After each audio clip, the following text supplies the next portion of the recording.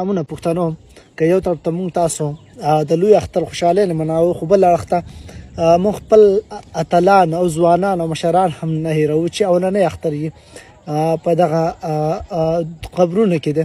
او په شهادت رسېدلی دي تر څو چې دا غټ اختر هم هغوی ونه ولیدو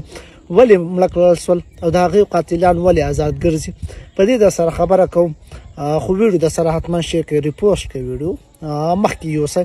ولس خبر کوي ولس کې آګاهي مهم ډیر زیات ضروری دی ولس کې شعور او پوهه راوستل ډیر زیات ضروری دي او ولس په دې خبره پوهه کول هم ډیر زیات ضروری دي چې ولې کېږي او دا رسنۍ کلکول دي مضبوطول دي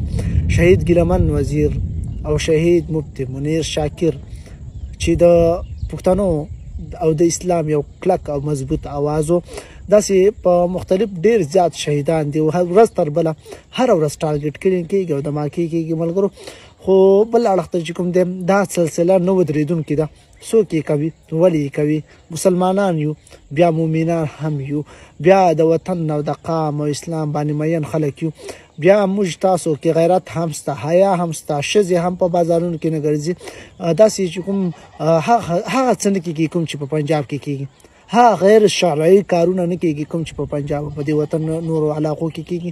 یعنې موږ ډېر زیات په دغه نسبت سره ښیو خو بیا هم موږ محفوظ نه یو موږ ته امن نشته ولې په دې ځان پوهه کول دي ځوانانو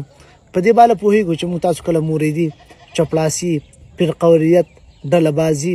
مشرتوب کشرتوب دا پرېږدو موږ تاسو په اصلي مسایلو باندې ځان پوهه کړو په اصلي وسایلو باندې ځان پوهه کړو پښتونخوا کې څه دي او په پښتونخوا کې مسایل څه دي او په پښتونخوا کې وسایل څه دي په دې موږ تاسو ځان پوهه کول دي نو بیا به الله موږ تاسو چې کوم دی مخ پر وړاندې ځو پرمختګ به کوو پښتنو نو باید د دې لپاره موږ تاسو هڅې وکړو او هر ملګری کوشش وکړي